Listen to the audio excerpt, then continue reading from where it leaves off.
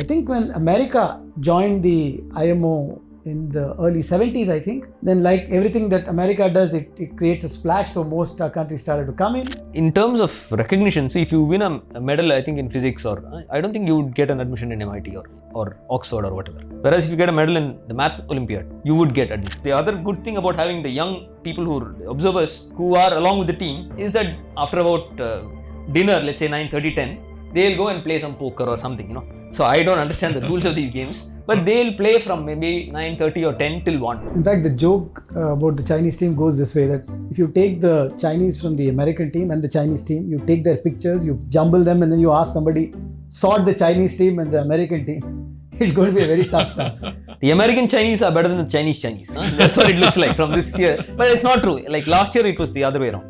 The Chinese Chinese were better than the American Chinese. My maths teacher had a joke that there will be a time when mothers will sing a lullaby to their kids saying sin theta by cos theta is tan theta. Yeah. In Vietnam, if you win a medal, I think the government gives you a house or something, you know. Wow. I couldn't believe it when I heard it. Then I asked this guy Arjun, no, are you okay and all? He said, sir, आप जो बोला मैं थोड़ा डर गया इसलिए पूरा सोया नहीं.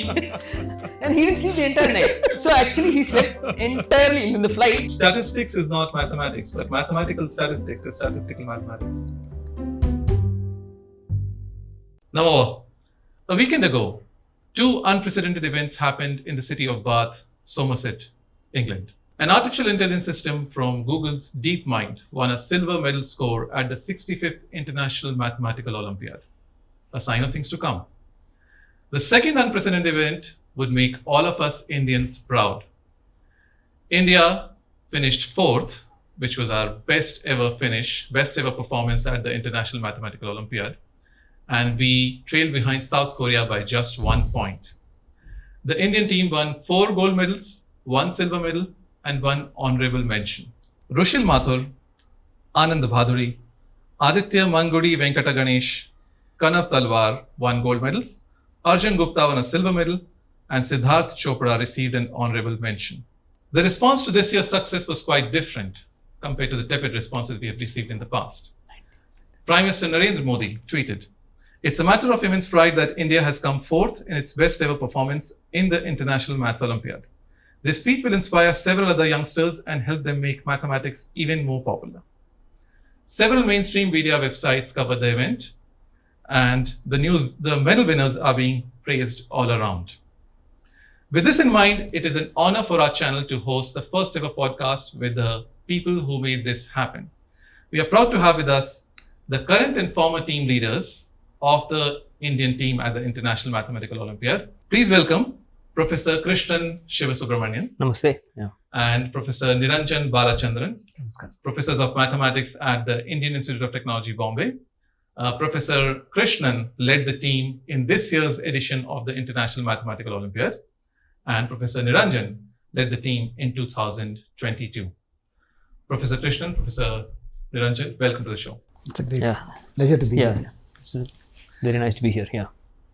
To start with, please tell us viewers about what the International Mathematical Olympiad is and why is it taken so seriously by more than 100 countries? Yeah, so the point is it's incredibly tough, and if you do well in this, there are a lot of universities where you can get admission to. That's the main point. It's so hard. Over the years, it's become harder and harder. And secondly, it gives you a glimpse into something. The problems are actually easy to state. The syllabus is not technical. There is no calculus. There is no probability. It's not technical. Syllabus is not, content is not advanced. It's elementary math. But the problems are incredibly tough. And the format is the same. There are 2 days. Each day you are given 3 problems and you have 4.5 hours to have a go at it. And typically the format is problem 1 is easy, problem 2 is medium, problem 3 is hard. Likewise on the second day, problem 4 is easy, problem 5 is medium, problem 6 is hard. So people know this is the format. So then they try to have a go at these problems. So just to give maybe some historical context, see, if I remember right, the IMO started in 1959. When it started, this is the 65th year. There were just a few European countries. The Eastern Bloc. Yeah, Romania so started it. I think starting after the World War, the Second World War, some of these countries were trying to get back to some kind of normalcy. And the history of problem solving has had a very long history in Hungary. So Hungary, Romania, Bulgaria, these countries have traditionally been super strong in this. And so it started off with this mathematics competition in these places, and it started gaining eyeballs because, for exactly the reason Krishnan said, the problems are very easy to state, and even many university professors stumbled upon those. They just couldn't solve them. And slowly more countries started getting attention. I think when America joined the IMO in the early 70s, I think, then like everything that America does, it creates a splash. So most countries started to come in. China joined, I think, a few years before India, around 84 or 85. And we became part of this in 1989, if I remember right. So one of the reasons this is also so popular is there are now many other Olympiads as well, but this is the oldest. And is this the most prestigious? And the most prestigious, absolutely. In terms of recognition, so if you win a medal, I think in physics, or I don't think you would get an admission in MIT or Oxford or whatever. Whereas if you get a medal in the Math Olympiad, you would get admission. To any university you want? I don't think any university. You have to apply. See, now these days, application is also somewhat complicated. You have to write several statements. If you don't do that well, you won't get an admission. But I know you have a good chance. You have a good chance. Even if you get a bronze medal, I know people from Sri Lanka and all who've gotten bronze medals and got an admission into MIT. You have to write a good application. You have to, you play to the strength. You have to know what to write. But if you do that, you have a good chance of getting an admission into universities abroad. And only for the math university, for the math Olympiad. And I think the informatics is gaining traction. It's getting better and better, but it's not yet up to the level of math Olympiad. That is, it's not as if you win a medal at the informatics Olympiad, you can get into some computer science school. It's not yet happening. Right. When there are lots of biology, chemistry Olympiads, but you can get a medal there, but it doesn't really matter. They don't. See. Thank you, Professor Niranjan. You led the team at 2022 Olympiad, where we won, I think, 1 gold medal and 5 bronze medals. 5 bronze, yes. And Professor Krishnan, you led the team this year, where we won 4 gold medals and 1 silver. I think 2 of the students who won bronze medals in 2022 have won a silver and a gold in 2024.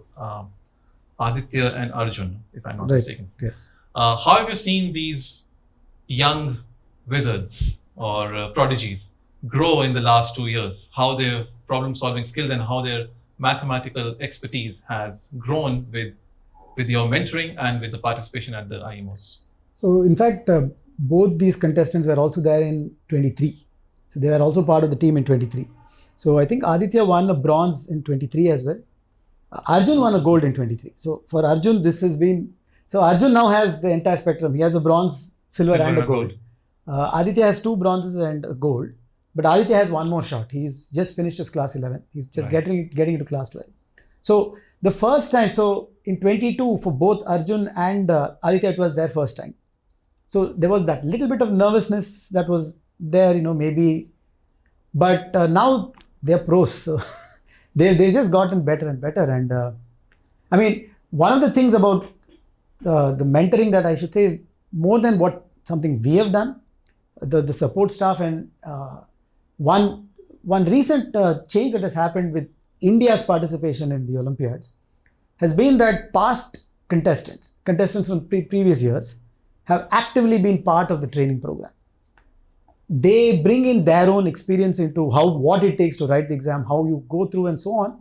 And that has helped, mentor the students a lot better. Because we've had people going and write all the years in the past, but usually the people who went with the team were slightly older.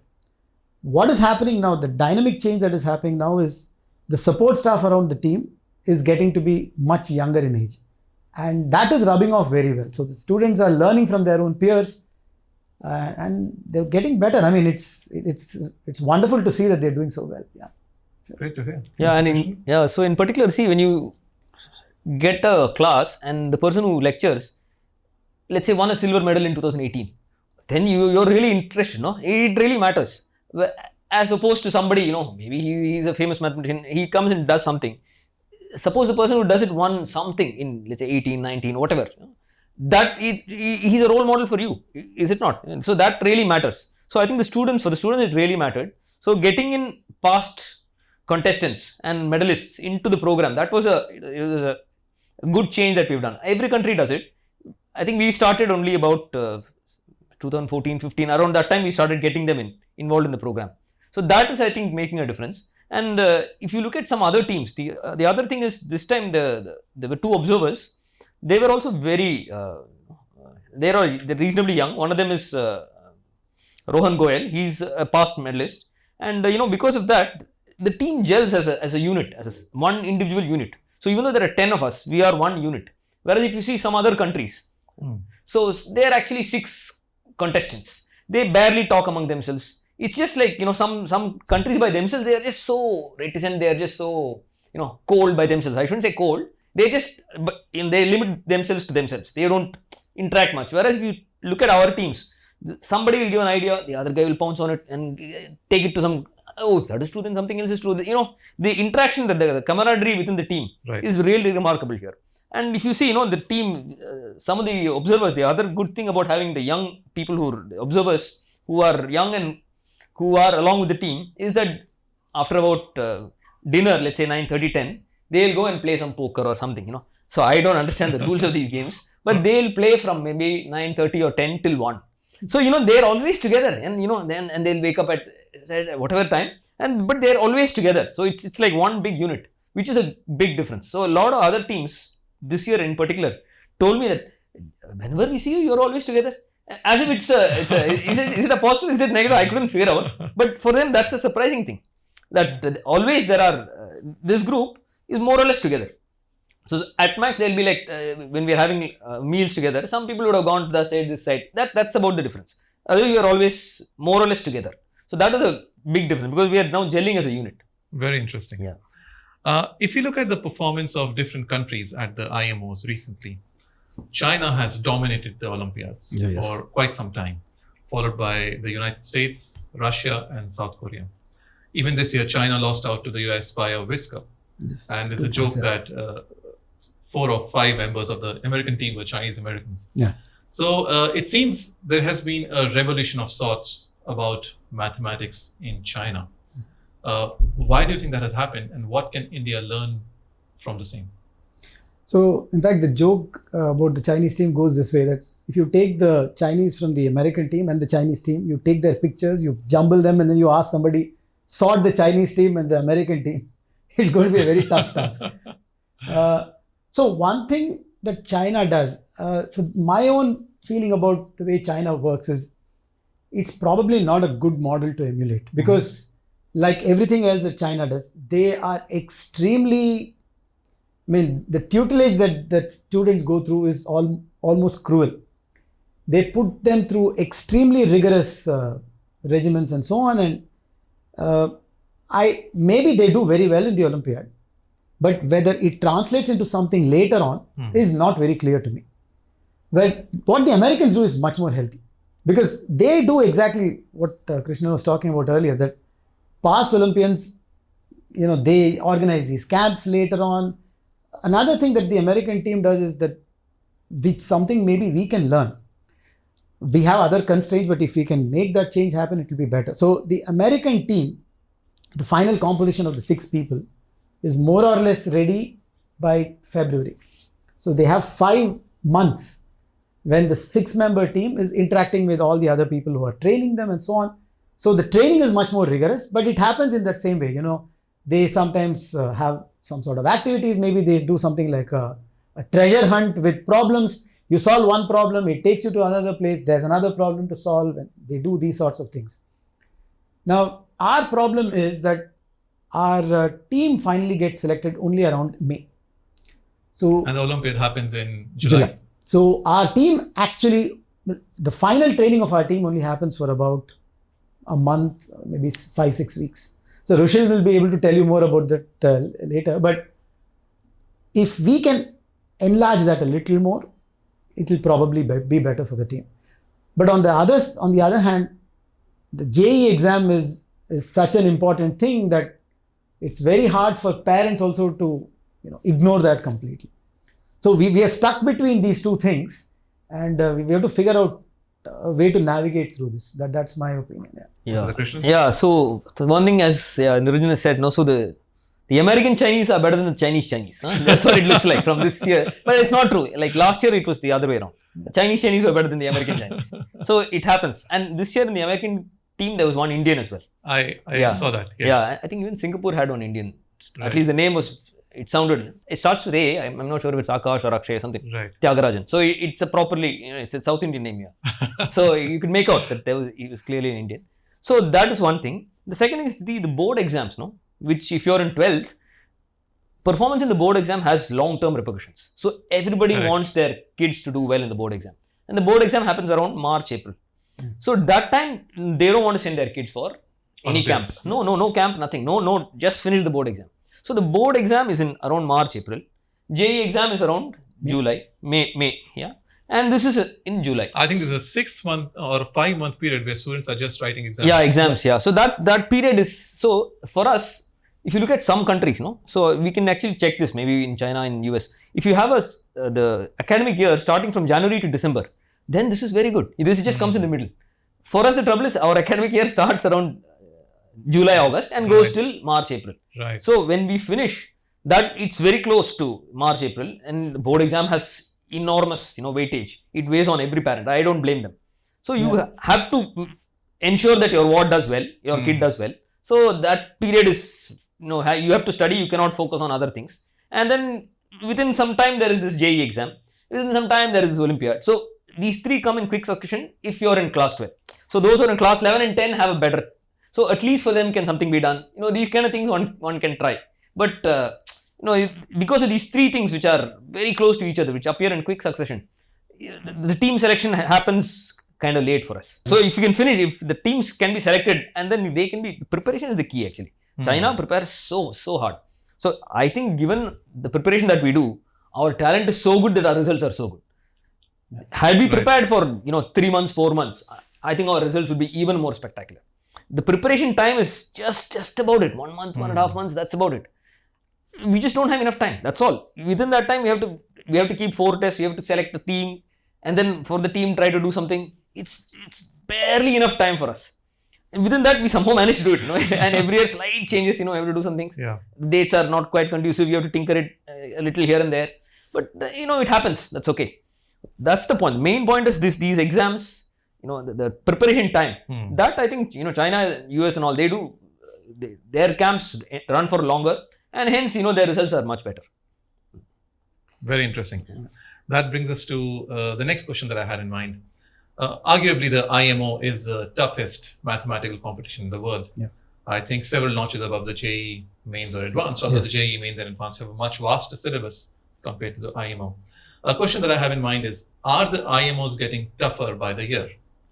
I read an article by Dr. Pulan Prasad, which stated, and I quote, "The level of problems in early years seems impossibly low in comparison with the level of problems posed these days." Is it true? And if it is, what does it say about the change? Are kids smarter these days, or are they just better prepared? So statistically, that is true. In the sense, it's probably not correct to compare year after year, because 2022, when I was the team leader, it was considered an easy Olympiad because the cutoff for gold was 34. We just managed to get one. And the cutoff for silver was 29. So, in fact, Aditya and Arjun missed it, I think, by 1 point. Missed a silver by 1 point. So, whereas this year's Olympiad, IMO seems to have been on the harder side. I see. So, it is not true that every year, year after year, it is strictly getting harder. It's very hard to make this judgment because when we were in the jury and we were voting the problems in, even in 22, many of us thought the problems 3 and 6 were not that easy. But the students proved it otherwise. There were, I think, 12 perfect scores. The entire Chinese team got a perfect score. Wow. Every single contestant on the Chinese team got a perfect score in 22. Whereas this year, there was only 1 perfect score. So, it is not true that, year after year, it is getting harder. But what you're saying is statistically true. As in, if you go a decade back, or maybe if you go, maybe not even a decade, if you go to the 90s, early 90s, some of the question, I think problem 1 or problem 4 in 91 or 92, is something that we couldn't even give in our regional math Olympiad today. The students will just kill it. So, that is the case. But why is this happening? So, my explanation for this is, when my parents, when they were in college, calculus was taught only in the BSc. But now it is taught in class, I think 11 or 11. 12? Yes. It's possible that in a few more years, they might start it in 9 and 10. In these coaching classes, they certainly start doing it by 9, 10. Right. So there's we more. had a joke. My math teacher had a joke that there will be a time when mothers will sing a lullaby to their kids saying sin theta by cos theta is tan theta. Yeah, so it's possible that because so much more is getting added, you know, the kids start learning things at an earlier age, and so maybe when I'm going to retire, when by the time that's still maybe 2 decades later, but at that time, what is being taught would be something, you know, that I would have seen much later and so on. Right. So Yeah, that's true. And even see, compared to let's say 30 years ago, 40 years ago, everything day-to-day gadgets have improved, no? We didn't have smartphones back then. Now we have smartphones. We have internet at the press of a button. You have many things, you know, many conveniences. Everything has improved. So in particular, this has also improved. You know, the quality of books, the quality of education. So what was Pythagoras theorem, which is taught in maybe class 7, class 8. Pythagoras theorem was a research paper when it was discovered, you know, by the Greeks. So now it has come down to that level. It's when it's well understood, it trickles downwards. Right. So then people who are even younger they can be taught such things. So that's what's happening even here. So of course, as Niranjan said, people try to vote also, which is the hardest IMO for this decade. Decade meaning like 2001 to 2000. So 1 to 10, 11 to 20. It's like that. So this year in particular was very hard. So the gold cutoff was 29, silver cutoff was 22, and the bronze was 17. Yeah. So it was or 16. And this is out of how 16. many? Out of 42. 42. So there are 6 questions. 6 each problems is, of 7 points each. 7 points each. So 42. Yeah, in fact, the bronze was 16. So, Yeah. in fact, Siddharth missed bronze By 1 point. And he got an honorable mention. Yeah. So honorable mention That is when you score perfect 7 score in on at one least- problem. in at least least one one problem. Yeah. Then you get an honorable mention. So yeah, Siddharth just missed it by 1 point. Yeah. Great. What does it take for students to compete and succeed at the International Mathematical Olympiads? What advice would you give to young students or young aspirants who are maybe in 5th or 6th grades and who want to compete, who have an aptitude for mathematics and who want to compete at the IMOs? So, I mean, in practical terms, what it means for Indian kids to get to that stage. So, there's a 4-step process. So, there is first this qualifying exam. So, it's called the IOQM, the Indian Olympiad Qualifier in Mathematics. Now, this is, I think it's in the format of a multiple choice exam. But the questions here are already much tougher than what they will see in any of their board exams or even in the JEE main or the JEE advanced. IOQM. Now the Olympiad exam, of course, is open to all students, I think, starting class 8. Now, once they qualify in the IOQM, now the difference is the qualifying mark here would be maybe 30%. So it is quite tough because the questions are the type that they would probably not have seen in school. So, but the good news is now, you know, they have access to the past question papers and so on. So getting to prepare for that is getting slightly better. But once the IOQM is done, the next step would be the regional math Olympiad. So each state or units have their own regional mathematics Olympiad. And I think there is a cutoff of how many students they pick from each of these regions. And they qualify to write the Indian Math Olympiad. Now, the Indian Math Olympiad is INMO. INMO. Correct. And now the INMO happens, I think, sometime around January or February. Again, Rushil can correct me on exact dates. And who organizes this? So this is organized. Everything is more or less overseen by HBCSE. Yeah. By All these 4. The Homi Bhabha Center for Science Education. Yeah. Which is in Anushakti Nagar. Yeah. Right. So they more or less oversee this process. And once the INMO results are out, the top 30 or 50 students are then shortlisted for the IMO training camp, the IMOTC. Now the training camp happens sometime, I think, towards the end of April. This time it happened in May. And there, during the training camp, they are subject to 4 team selection tests. And the top 6 in those team selection tests make the team. So this is the process that India does. Now, some of the other countries have even more rigorous processes. They have more exams. Maybe they have longer durations and so on. Now, to your other question, okay, what does a student who aspires for this do? Now, to take back question to take back a point from an earlier question. Some time ago, when Krishnan was talking about the internet and so on, it was easier to find questions because if you had access to some of maybe the Olympiad that was conducted in Hungary or in Romania, now we had access to those questions, students did not. So you could pick those problems and put it on your question, on your qualifying paper. It's something new for them. We have seen it before because it's part of. Now that is completely out because online resources are now so many that students have access to all these things more or less for free. The hard part now comes in. Well, you have to come and you have to sit with some of these things now. But there are many of these processes. Maybe again, Rushil can probably talk about it more because he's closer to the ground than we are. What it really takes to start from there and build their abilities and their get them more structured towards these exams. It takes some time and some process, but it's probably getting better than how it used to be. Yeah, so this 4-step process is very important. Yeah, and for us, the main thing that I would like to improve on is at the base level where this IOQM, where the bottom level where the starting point for the Olympiad, we barely get about 90,000 registrations. So maybe 80,000 will take the exam. Not everybody who registers will take the exam. Some people just register for this is the entire country. The entire country. 17 lakh people writing JEE. JEE, yeah. So this is not even a lakh. Right? It's barely 1 lakh. Right. And if you look at some country like Brazil, in Brazil it's all the universities are federal universities, government run. So at the base for them in the Olympiad, about 5 lakh people write. Wow. And Brazil population is less than ours. And it's substantially lesser. So their team you would think is stronger, but that tells you the difference between the talent pool that we have. Right. So we barely touch a lakh at the base level. We should touch, like 15 lakhs.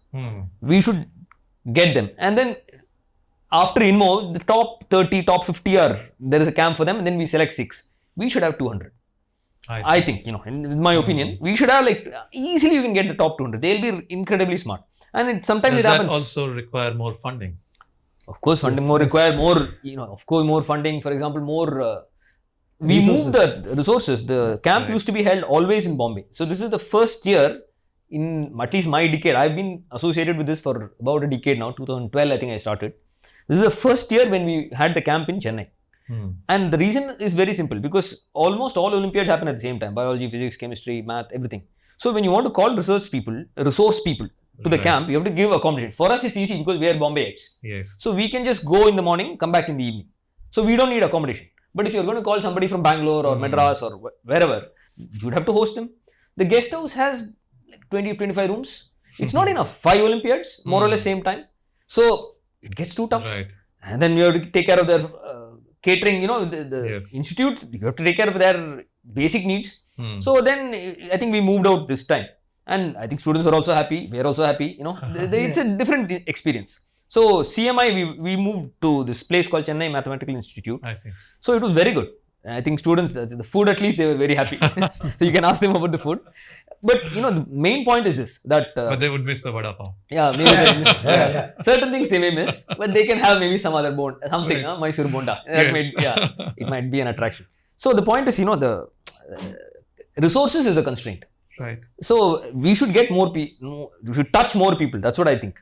So there are, I think, the base level Olympiad qualifying exam, that should somehow, I wish it would reach more people.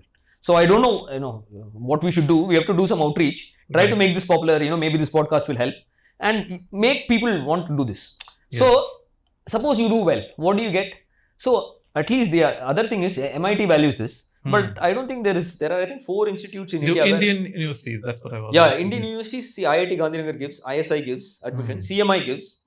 In IIT Bombay, you have to write a test and then you have to follow it up by an interview. So if you're a medalist at the IMO, you can write a test, not the JEE. Not the JEE, yeah. You can write a test and follow it up by an interview. And then if you do well in both, you can get admission into the BS program, Bachelor of Science program in Mathematics. In Mathematics. Only in Mathematics. Yeah. At IIT Bombay. Yeah, at IIT Bombay. Only at IIT Bombay. I don't know about other IITs. Right. So, whereas in CMI, if you're an Olympiad medalist, that's it. No, nothing. Admission is given. If it's your choice. If you want to take it, you can take it. If you don't want it, it's okay. So they don't. It's like that. See, for example, MIT values it. Whereas there should be, I think, something which we offer to medalists or the top performers. See, for a country of our size, 6 people a year, that's too little. I think we should have maybe 3 teams, 4 teams, something like that. We are strong enough. Our talent pool is good.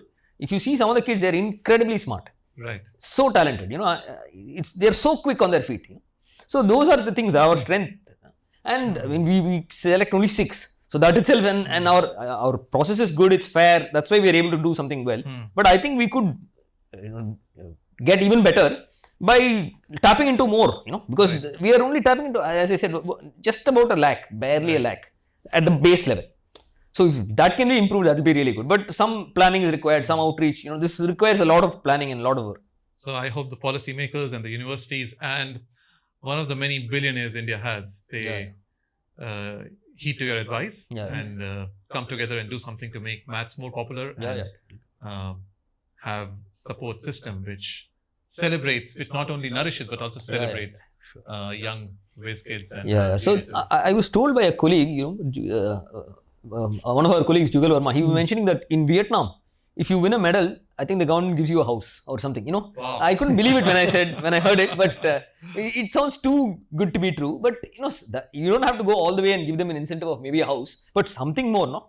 Admission in a university, in a top university, something, which what is their strength? Their strength is math. Do at least offer them a math program. Correct. Something like that. That would be good. I think that would be a good step. To our next question, please share some of your personal experiences at the Olympiads. Any interesting anecdotes or anything which you would say is a cherished memory? He can go first. He's had the most recent one. So So I think after the results were declared, so before the results were declared, there were a lot of, as Niranjan said, during these jury meetings when we select the paper. So there are some shortlisted questions and we have to choose questions, 6 out of them. 3 for the first day, 3 for the second day. So there's an intense amount of lobbying. People will come and say, this question is very hard, don't you think so? Because they're going to moot that let's not have this question, and then there will be a vote, and then they want their opinion to win. So there will be a vote. You have to show there will be a paddle with IND, India. There will be a paddle for every country has a 3-letter acronym. You have to raise the paddle if you are in favor of the motion, or if you are not in favor, you just keep it down. So there's voting. So everybody lobbies for their things. So a lot of people would come and ask, So this is my first time as leader. So I found this entire process somewhat silly and too democratic for mathematics. not just too democratic, somewhat puerile. Some students come and some leaders come and tell you, this is very good, this is not good, and some people they talk for like 5 minutes and there is no content. I mean, after a point, I've decided following them there's no point. He just he has a fondness for the mic or something. That's all there is. So when this intense lobbying goes on, so I didn't speak much. So many people thought, India is nothing. They're not strong. Maybe. So but after the results were declared, so many people couldn't believe that we were, 4th. We were in the top 5. So that many people just couldn't believe it. So many people started coming and shaking my hand. Suddenly, I'm overwhelmed by people, and I know them. I've had coffee. I've discussed and all that. But nobody thought much, which is actually good. I like this model. When you're like an underdog, people don't know you. They really don't know you, but they think they can beat you. And then at the end we come out on top. I like that model. That's better. And then they had to come and shake their hands. So it was good. And then there are some leaders are very friendly. Like the leader for Iran was very friendly. He is, I think, known to us. So the leader for some other countries. Israel was very friendly. So some of them are very friendly. They come and talk, Some of them are kind of reserved. It's okay. But this, once the results are declared, I think there's a change in behavior. That was a little surprising for me because it was my first time. So mathematicians are after all humans. Yeah, of course. Yeah, of course. Yeah. Professor Niranjan? Yeah. So I remember two events at the IMO, and then one other funny incident that happened when I was the deputy leader for the Romanian Masters. But both are sort of funny, so I'll just tell you both. So during, this was in 22, there was again a slight outburst of COVID again in some places. So in fact, China, for some reason, was permitted to write it online. China did not come. Maybe for the third wave. IMO. China Yeah, had a they wave. had a third wave, another lockdown. I think we didn't have Yeah, it. yeah. So China did not come. And there was some fear that, there was some outbreak of COVID. This was in Oslo. And so one of the afternoons, the Hungarian leader was on my left and the Irish leader was on my right side. And sometimes, some of the meetings, they keep going on. So people leave, they don't come because after some time, the meetings get very boring. They start at 9 in the morning, they go on. You have a lunch break, a tea break, and then a lunch break, and then an evening break, but it goes on till 9 p.m. So the jury meetings are very laborious. Sometimes even till 11:30. Yeah. In fact, on the final day, it went for a very long time. Then one of the persons this is Jeff Smith, who was the, I think, Olympiad committee chair. He announced that there seems to be a slight outbreak. There are some people, even among the leaders, who have gotten infected. In particular, 2 team leaders. Where was this? This was in Oslo. I see. Yeah. So it's 2 team leaders. 2022. Yeah, are down. So, if you have any symptoms, please come and contact us. I went later to him and asked him, okay, who are the 2 team leaders? He said Hungary and Ireland. So they were sitting on either side. So I was first worried and I said, okay, I don't have a cold, I don't have a fever. It's okay, then I must be fine. So that was one funny thing. On the way back in Mumbai at the airport, so our deputy leader, he went off to another conference in the US. So he didn't come back with us. So it was me, the leaders, the observers, and the entire contingent, our students. So I was the only adult. All the other people, well, the 2 leaders were barely 21, 22. And all the team contestants were kids. And then, so we come off and then the guy at the security says, "Aap log kaun hai?" You're this one man and then there's all these kids. Who are you? What's going on here? Then I had to tell him, no, there's no child trafficking. Yeah. I had to tell him, no, India participated in the Olympiad. He said, kya Olympics? I said, no, not Olympics. This is Olympiad. Then finally he said, I'm a professor at IIT Bombay. He said, okay. And I said, no, ye bachche medal jeet ke aaye hain. You should be proud of them and so on. And then he said, okay. So IIT Bombay. Yeah. He recognized IIT Bombay. So yeah, that was the thing. This was in Mumbai. At the airport. The other funny thing that I remember was at the Romanian Masters. This was actually the year COVID actually happened. This was just before the lockdown. 2020. Just before COVID lockdowns happened and everything. So this was end of February. Our team, the medals, we won. So was Olympiad in February then? No, this is Romanian. This is another Olympiad. Not the IMO. Yeah. So Romania has this other thing that the top 10, countries from the IMO of the previous year, they have another Olympiad for them called the Romanian Masters. This happens only in Bucharest every year. So the previous year we had ended up 9th or something, so we were invited in 2020. And I went as a deputy leader for that team. And the night before, after the medal, we did quite well even in that Olympiad. I think we finished in the top 5 even then. And so the last night, there was a big banquet, and then we had an early morning flight at 7 o'clock from Bucharest to Munich. So we had to leave early. So we had to leave the hotel by 5 o'clock. But the students were put up in some youth hostel nearby, which was not very far, but they were not staying in the hotel with us. The morning we get up, I and the team leader, we were up by 4 o'clock. We were waiting because our van was supposed to pick up the team and then come pick us up and then go. And it was getting 4:15, no sign of the team, no sign of the van. So the American team leader, whom I know quite well, so he was waiting also, and he said, you know what, there's no point in waiting here. Let's go and see what's happening there. So we walked, it was quite cold, we walked all the way to that place. And our team squadron, all 4 kids, there were 4 of them, they were all sleeping. Nothing was packed. Luckily, they had not locked the door. I told them, if you guys don't pack up in the next 5 minutes, we are leaving you, we're going back, you can stay here. It will work. Yeah. Because in 2 weeks, the whole world was in lockdown. So, right. Yeah. So it was somewhat fun. I remember this year also, this other guy, Arjun. So he told me, sir, bahut achhe hain. It's very cool, very friendly and all. So I told him, all that is fine. The last night, so I heard this thing. I told them, whatever it is, if you don't sleep, it's okay, but you have to catch the bus. So we had a bus. Our flight was at 12:30, and we decided to leave at 6. Because from Bath to London is 2.5 hours. And then once you reach there was a change from Terminal 2 to Terminal 5. So there's a train there. It's free, but you have to buy the ticket. You have to punch something, get a ticket, and you have to go to the other terminal. This is what happened when we went there also. And now there are 10 of us.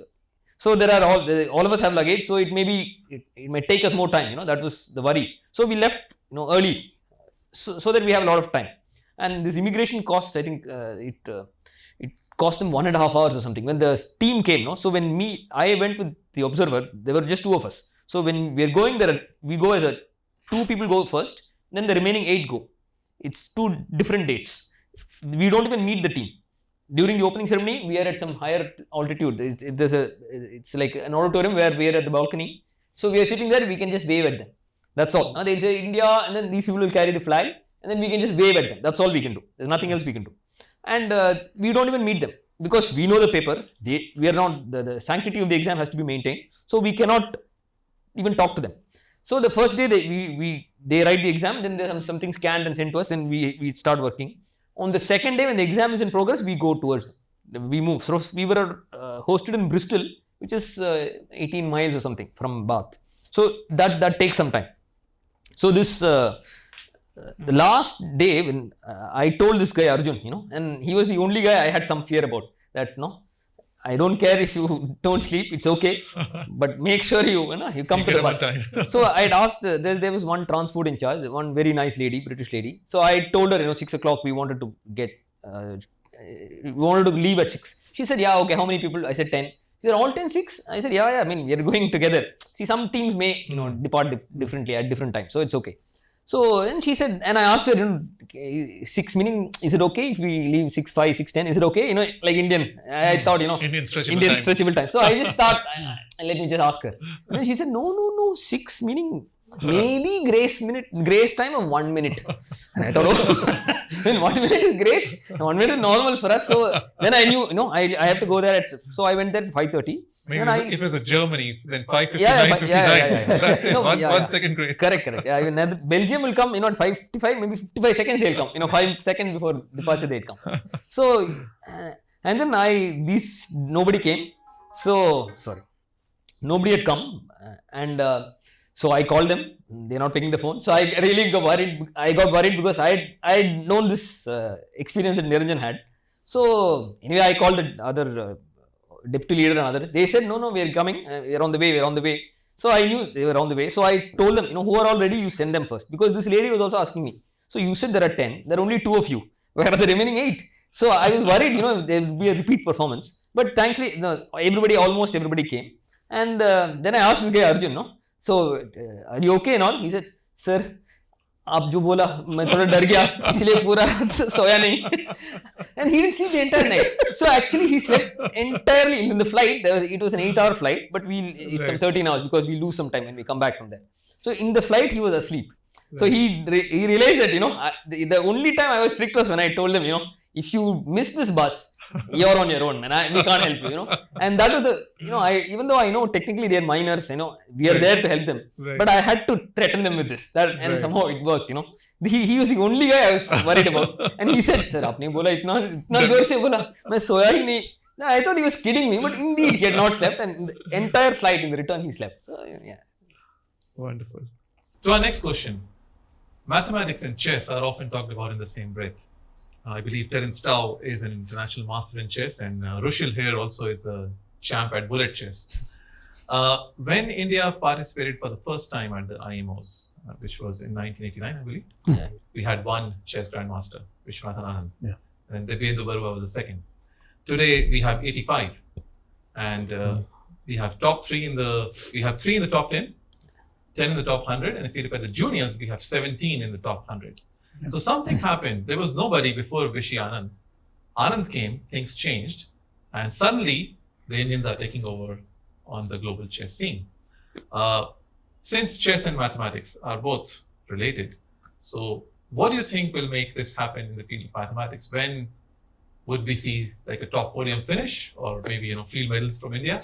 What are your views on the same? Okay, so. In fact, the thing about mathematics and chess, there is, the mathematician Norbert Wiener, who was more or less responsible for MIT becoming the powerhouse in mathematics that it was. So he was apparently also a very good chess player. And somebody had asked him, why is it, they said, okay, it turns out that many good chess players are also good mathematicians. But there are many good mathematicians who are awful chess players. So they were just very bad. How do you explain this? And Waynard actually gave a fantastic answer. He said, see, in mathematics, it's only the best moments that count. Chess, every moment counts. Right. You make a blunder, you pay for it. But in mathematics, I make a blunder, it goes into the dustbin. So nobody gets to know that I've made a big blunder. So coming to chess, I mean mathematics and how we do. So again, the two parts to your question, which is one is how do we perform and how can we maintain a very good showing in the Olympiads. So that's one thing. The other question is how do we perform as a mathematic? I mean, how do we do mathematically as a country? I mean, in terms of mathematical output, how do we do? So in fact, in 22, I remember the South Korean leader. He had also gone to Ohio State. So I met him. I mean, I didn't know him then, but as we were chatting, we got to know that we had gone to grad school in the same place. So we were gently chatting about it. And then he asked me, India does reasonably well in research in mathematics. Why don't you do so well in the Olympiad? And I wanted to tell him, no, I think we do reasonably well. But of course, he was comparing with South Korean standards, which are much higher. And so, in fact, what I had asked him the same question. I said, we have this problem called JEE. And that is the big burden, it puts a lot of strain on our resources in terms of our talent pool. He said, the problem is same with Korea. Our, admission to universities is a very big struggle. They have the SAT exam, I believe. Yeah. So, I said, so how do you cope? I mean, you solved the problem, obviously. So he told me two things which were very interesting. Unfortunately, it's hard to implement them here. This is actually taking us back to an earlier question, but I'll try to connect it to your question now. He said, so what they do in Korea is the team gets picked only from one specific school. So whenever they spot mathematical talent, they bring them to that particular school. Now, the big pool that Krishnan was talking about, that is already there from that school. Right. And they pick the team only from there. Secondly, they do not pick class 12 kids into their team. They only restrict it to classes 9, 10, 11 or 8, 9, 10, 11. So class 12 kids do not have to face this burden of also having the Olympiad and the other exam and so on. Now, but his other point was that India does reasonably well in mathematics research. And it is sort of true. So there are many other countries, like for instance, Thailand does consistently better than India in the Olympiad. But we would not consider Thailand as a mathematical powerhouse in any way. That is, they do not have research institutions in Thailand like we have in India. Now, what is of course happening is we've had some slow increment, in the kind of mathematical output that has come from India. Of course, we can go much farther than this. Where we've come so far is not much. But the only way I think it will really improve is when our Olympians turn to become mathematicians, and maybe if some of them, if they either stay back in India or they make regular visits to India. If they have an adjunct position in a university in India, then it will start to show its effects. Maybe not in the 5-10 years, but 25 years down the line, we will see a big difference. Now, already I'm seeing some things like many people who had done their PhDs in the US have come back to India. So in fact, many of my classmates from ISI, 7 or 8 of us are back in India right now. So it's a start. It will still take some time. Now, about the Fields Medal is a very specialized kind of award. So, for instance, there are only two people of Indian origin. Manjul Bhargava and Akshay Venkatesh. But both are technically speaking India, American, but they are Indian origin. There's only one Chinese of 5 Fields medalists. There's Xingtung Yao. ST Yao. Right. So, while China does so phenomenally well in the Olympiads, there is only one Chinese origin Fields medalist also. Also Terence Tao, who's Hong Kong origin. But he's Australian citizen. Yeah. So what I would say is, for me, 2 other countries that I think in terms of mathematical research that we can emulate, one would be Israel, the other is Hungary. Interesting. Because Israel, they became independent in 1950. They've had many of the same kinds of problems as we have, but their focus on mathematical research is much better than what we do. So if there is a country that we can actually look at to learn from, Israel is one, Hungary is the other. Because they're both comparable in terms of size and I so would add France also for math, no? I mean, their Olympiad performance is okay, not great, Right. but their professional math quality. Equal schools. And Yeah. I mean, if you look at number of fields medalists who are in France, it's remarkable. I think 15. Wow. Is that France right? is Yeah. remarkable. They have probably 15 field medalists from field France. medalists from. Like Japan, for example, has 2 or 3. And we have none. I mean, no, Indian origin we have, but working in India we don't have. Right. So yeah, it would be good to have more people who come and visit us, and even if they are working abroad, their university affiliation is something abroad, they can come here, and that will really help. For example, we've been getting these past Olympiad contestants here. Even some of them are abroad. If some entrepreneur or somebody wants to fund, let's say for 5 years, 3 people to come from abroad, if we can call them, no, we can't call them now. We can call people from India for our resource camps. We cannot call people from abroad. So if they happen to be in India, then we can call them. That's the level we are in. If something can be done there, it will really help. If something can be done like that for higher math, that would also really help. Just invite somebody and get them to give lectures. Give the if somebody can give a course, that will be really good. I hope the policymakers and the powers are listening to this conversation and something happen in the future. Moving on to the next question. What, in your opinion, are some of the top institutes for mathematical research in India? And what are the top areas of mathematical research? If you could briefly summarize them for our viewers. So, at the moment, traditionally in the Tata Institute of Fundamental Research, and now they have their sister institute in Bangalore, which is the ICTS, the International Center for Theoretical Studies. So these two, I think, are still among the best. The Indian Institute of Science has, over the last 2 decades, become a mathematical powerhouse as far as math research is Higher concerned. math is concerned. Yeah. And the Indian Statistical Institute, ISI, has done reasonably well throughout. They've never had a dip and so on. The other institutes in India where some serious mathematics research happens, one is the Institute of IMSc? Mathematical Sciences in Chennai. The other is the Chennai Mathematical Institute. CMI. The CMI and Math Science, IMSc. These two institutes. Now the IITs, it's a slightly more peculiar thing because the IITs also have more teaching responsibilities. But I still wouldn't say that we teach anywhere close to what university faculty have to go through. What we teach is no more than what a typical American faculty member has to teach in any university, probably less. So, but the IITs traditionally, the mathematics departments were seen as a service department. They were there to basically, you needed these basic calculus courses or linear algebra courses to get the engineers off the ground. Right. That was what the mathematics departments used to be for the longest time. Things are slowly changing now. It's getting, the research profiles are getting better. I believe IIT Delhi has a course on maths and computing, and it's a successful course. Oh yes, it's very popular among very the high. Does IIT Bombay have a similar course, or are there any plans to launch a course which has intersection of mathematics and computer science? So it was proposed, but unfortunately, what happens in these things is 2 departments must agree, and it never happens. you know how it is when 2 departments. I mean, they'll agree in principle. They'll agree upon everything, and then in the implementation, when the details are thrashed out, there's a disagreement. So I think CMI has a program where they do math and theoretical computer science. Their program is quite good. So I would also think, the IITs are now getting better and better at research. And so some universities used to be really strong.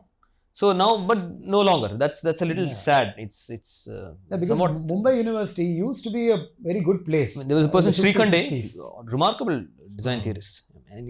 He was there.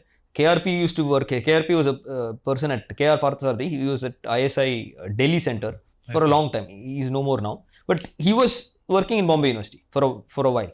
So there have been really good people at universities, and now sadly it's not as much. The number of good people at universities used to be really large and now it's shrunk. It's not a healthy trend. And for example, traditionally we've been very strong in probability and statistics. So the ISI, they have produced, for example, this SRS Vardhan, who's an Abel Prize winner. There is only one Abel Prize winner of Indian origin, as far as I know. And he's SRS Vardhan. He's from ISI. He did his PhD in ISI. So probability, statistics, we've been traditionally incredibly strong. C.R. Rao is another. C.R. Rao, he was in fact C.R. Rao student. C.R. Rao Varman was student C.R. is, Rao yeah. student. So K.R. Parthasarathi, whom I mentioned, he was also C.R. Rao student. Of the So Kramer Rao bound phase. Yes, exactly. So Same person. C.R. Rao has produced many students. Yeah. Right. And in fact, he had two careers. One when he was at ISI, and then after he retired, he went to US, and then he published more papers, because then he said, I have no administration. I'm not, tied down by administration, and I don't have. So he was more free. So in all the free time he had, so he published more papers in his second Right. phase. So C.R. Rao is remarkable, and because of him, they were, and that I think earlier there used to be a lot of foreigners who used to come and give 1 semester long courses. So that really helped. Yeah. All right. So moving on to something personal. How's the life of a mathematics professor? What do you do in your spare time? How much time do you spend, teaching, thinking, maybe deriving equations by hand? Do you still do that? I'm not sure. And, Yeah. What do you do in your spare time? So I think he should go first because he has an interesting spare time hobby. No, I have some 2-3 hobbies, in which time management is indeed very, very tough, and I barely manage to do it. Every time I'm on catch up mode. So one of my hobbies is Carnatic music. Wonderful. Yeah, one of my hobbies is bird watching. So I do watch birds and take photos and all that.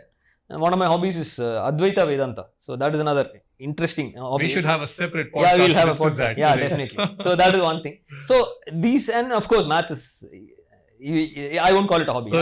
So you're a mathematician, a musician, and a philosopher. Yeah, and bird watcher. Many, Yeah. many talents. Yeah. So that it just occupies me entirely. I have no time for anything else, and it just, every day I'm trying to do something, and I just don't have. Are you I a can't vocalist or an instrumentalist? A vocalist, yeah. I see. Yeah. So And do you perform? no, I've not performed. So I learned when I was very young, and at that time I think my teacher also told me to learn the veena. So I have learned it for a while, but I don't practice now. So because some of the gamakas you get, the gamakas are these the connecting portion Right. between the notes. So Right. that you get better when you play some instrument. So the veena is typically taught. When you're at some point they say learn either veena or this nadaswaram. That is typical. These two are. I'm sure we'll have another podcast on Bharata Muni's Natya Shastra. Oh yeah, definitely. Yeah, we could have. Yeah. So that's my spare time. Yeah. Wonderful. In fact, he forgot to highlight one thing which I should do because he's being modest. He is actually quite well known in Mumbai circles among the bird watchers. Yeah, so he has a collection of his photographs of birds, which in fact some of them have even appeared in. Maybe yeah. Like there are some birds that people thought were not seen in Mumbai, but he has pictures of them. Wow. Yeah. So yeah. Do you visit the Hornbill House often? Yeah, Hornbill House is it's okay. But see, for example, now as we speak, this because of this rain here, there are a lot of birds. We call them pelagic birds. That means they are born in the sea, they live in the sea, they die in the sea. So only for breeding they go to some island there. Nobody knows where these islands are. They breed there. To lay an egg, you need an island. You can't do it in the water. That's the only thing. Otherwise, they sleep in the ocean. In the morning they start flying, and then they eat fish, plankton, whatever. Their entire life is based on the ocean. But when the cyclone happens and rain happens, they'll come into land because the wind is so fast and furious. It doesn't make sense for them to go against it. So along with the wind, they'll just come. So there are a few birds seen. Like yesterday, I went early in the morning to South Bombay just to see some birds. So there's some frigate bird. It's seen now, and there's a noddy. I couldn't see the noddy, but I saw the frigate bird. Wow. So it's it's very, very different. Man, it's very therapeutic just to go there, because you don't have anything else. You have nothing but your patience, Right. and you have your binoculars. You're watching. You shouldn't lose your vigil. You have to. The keenness of your vigil is most important. Right. That's the only thing required. And maybe calls. If you're in a forest, you can hear calls. And then based on that, you can identify it's this bird, it's calling from this direction. But then spotting, that's another. Right. I got lucky once. So I had a close encounter with a black kite. Melvis migrans Govinda. Yeah, Govinda. Yeah. And I was in this very apartment. The kite was chasing a prey. Oh. And it came inside the balcony and got stuck because of the glass. Oh, okay. And then I was about to help it get out. But then when the kite spread its wings, I got scared. It's a more than a meter wingspan. Yeah. I never thought a kite could be so large. It folds its wings twice. Yeah, that's the thing. Yeah. Right. But raptors are very gentle. If you want to handle birds, so the small birds, there are these parrots, crows, mynas, they bite you, and I have a scar. Yeah, from a bite. Yeah. So from a bite by a bird. Whereas if you look at these raptors, owls, Right. they're so calm. They know, this guy won't hurt me. So I do a lot of rescues also of birds on campus, snakes on campus. So this is just, part of my... Very interesting. Yeah. Professor Niranjan. So, see, actually, I'm glad you asked what mathematicians do, because this is something that the general public have very, very little awareness about.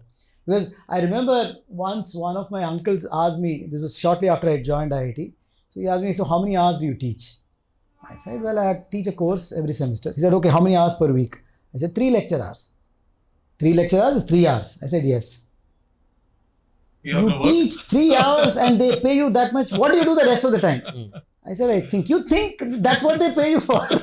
Yeah. So I couldn't even, this is not even a person who doesn't know things. He's a well-educated man, but the general awareness of what people do as mathematicians is generally very low. So I'd like to, I think what mathematicians do is something like being a detective. It is just that there is this problem. One can imagine this way, think of it this way, right? So maybe you're a private detective, somebody comes to you with a case. Now that case may be interesting to you, may not be interesting to you. Maybe it's interesting because somebody's paying you money to do it, otherwise not. Now similarly, there are some problems that if you solve it, maybe it gets you fame, maybe it doesn't. But many a time, the interesting ones, there is something intrinsically about that case, that problem that catches your attention. Now, mathematical problems are of the same type. Now, where it differs from the Olympiad problems is, that the Olympiad contestants know that this has a solution and that it can actually be ideally solved in the time that you're giving them.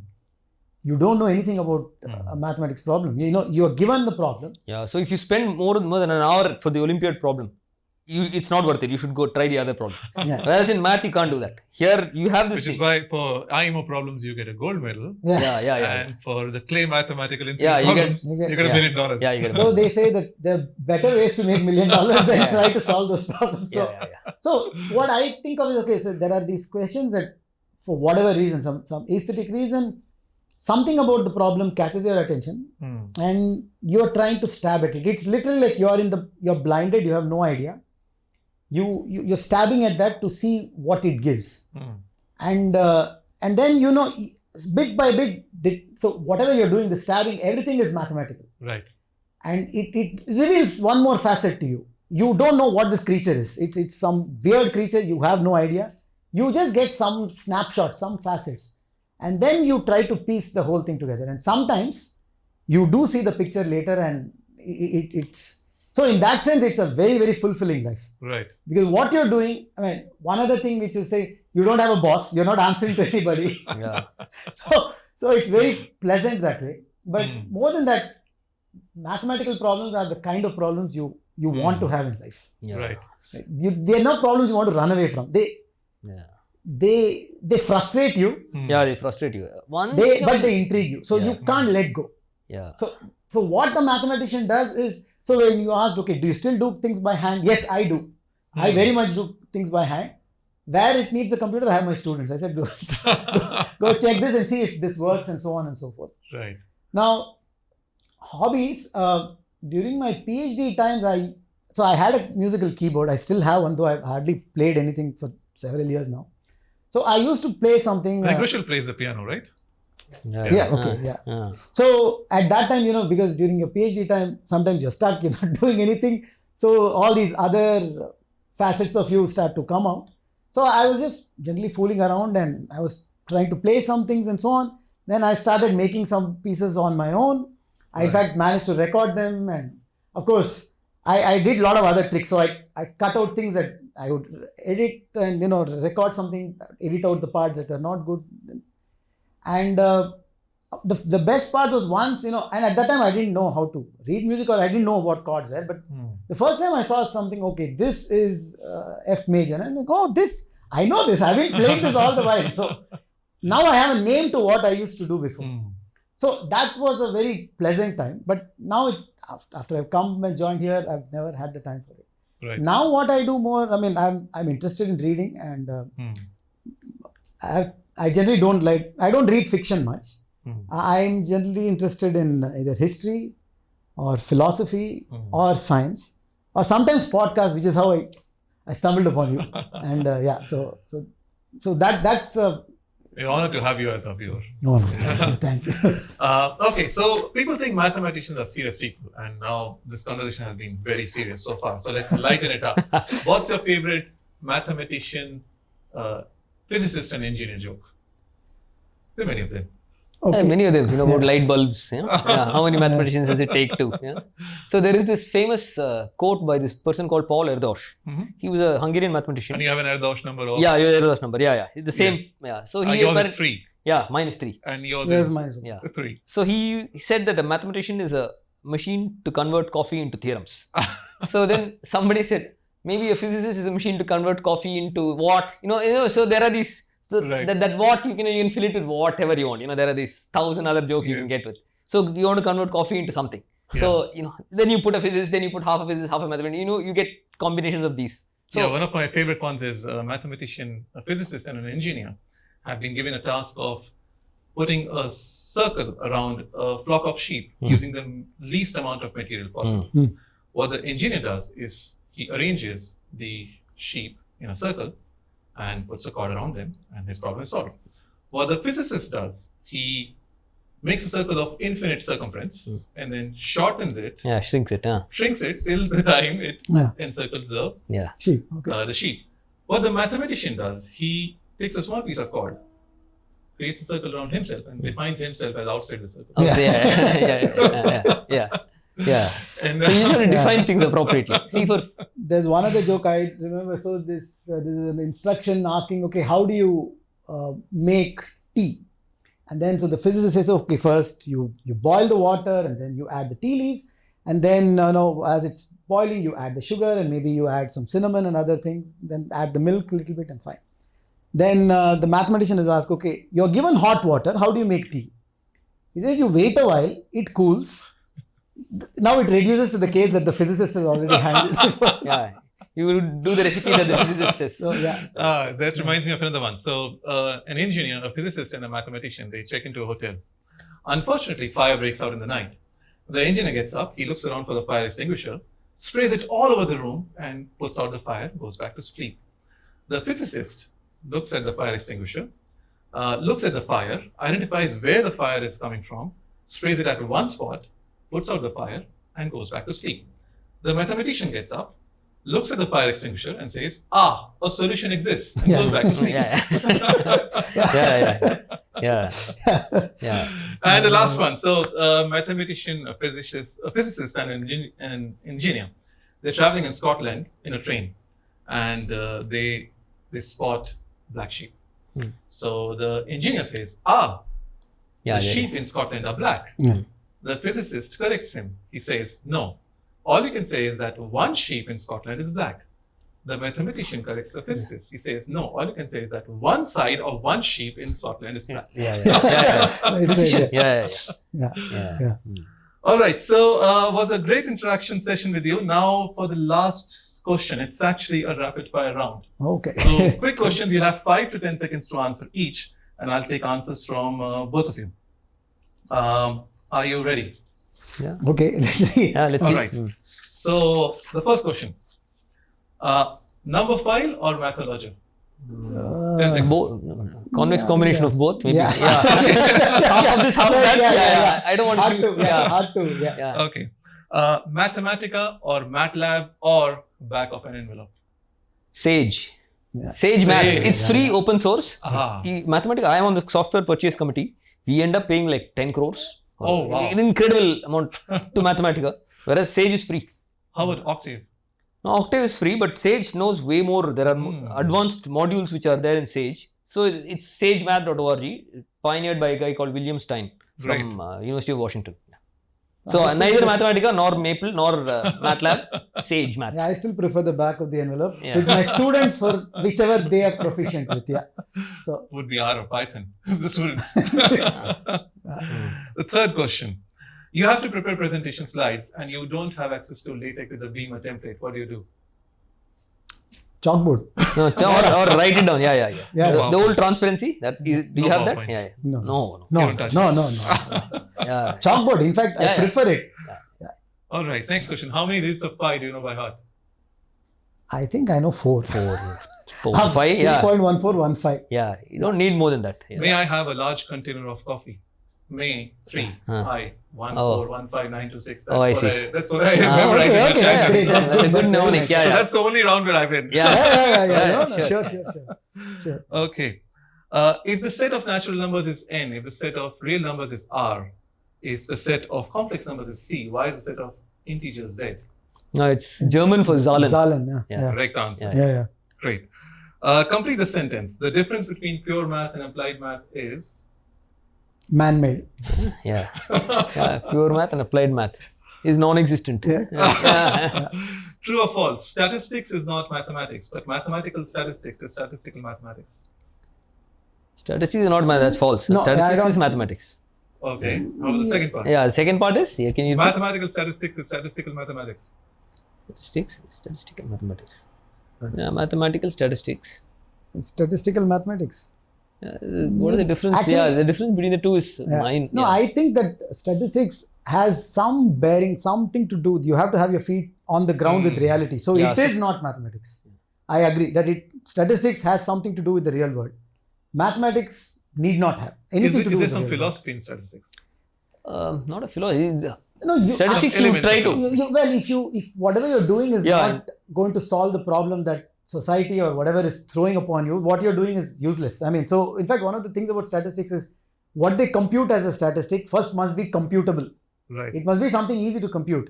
Mathematics, you don't need any of these things. So you can live in these spaces that don't exist or that are not real in any way. So many yeah, times I the- think statistics is not mathematics. I agree with that. Yeah. What is a mathematician's worst nightmare? That the theorem that he thought he had correct has a mistake. That theorem you published has a mistake. Yeah, you can wake up in cold sweat on that. Yeah, it can. It's yeah. Which non-mathematics book has influenced you the most? Non-mathematics. There are many, but influence. If you were to pick one, or you like the most? In any field, that is Any it. field, any field. For me, it is the Mandukya Upanishad. The Mandukya Upanishad. Yeah. Wonderful, profound. Yeah. So yeah, you put me on a spot here. So non-mathematics book that has influenced me the most. Signs up. Yeah, see, this is the thing. So that is why I don't generally. I'm not a good Olympian. I prefer. It's okay. We can have the answer. You get an honorable mention for this question. Yeah, right, sure. Yeah. So yeah, I mean, as I said, I've been reading some things in many of these aspects. So if I could give one different answer in 3, like for instance, I like some of Roger Penrose's books very much. I mean, The Emperor's New Mind was the first time I saw something of that type. But more recently, I read this book by Bernardo Kastrup called Why Materialism is Baloney. And that for me was quite an eye-opener because it connects in some sense, in some way, what is maybe part of, if not Advaita Vedanta, at least the Sankhyan philosophy of pure consciousness is the only thing, but puts it on a very solid scientific footing also. So that book was absolutely fantastic. It was read just about 6-7 months ago. So. Wonderful. And the last question, if you were not a mathematician, what would you be? I don't know what, but I would be quite, at the top, whatever it be. No, he would still be with birds. I mean, he's already there with birds and so on. It's hard to say that, because there are so many. See, the good thing about a PhD is it equips you with the confidence that no matter what you do, you'll be good at it. That's most important. If you have that kind of confidence, it doesn't matter. It doesn't matter what you do. It's just some choice, something. You have taken some path. It's okay. But wherever you are, you have to be good at it. That's more important for me.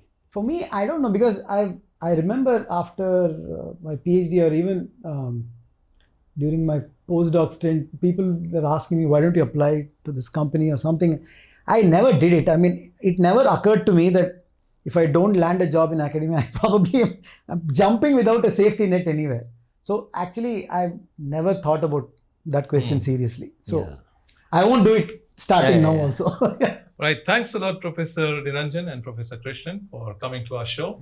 We had a great conversation, and we hope to see you again on our podcast. It was thank you. wonderful. Pleasure meeting you to and having this interact. conversation. Yeah. Pleasure is entirely mine. Yeah. So viewers, that was an interaction with Professor Krishnan, PhD from TIFR and Professor of Mathematics at IIT Bombay, and Professor Niranjan Balachandran, PhD from the Ohio State University and a Professor of Mathematics at the IIT Mumbai.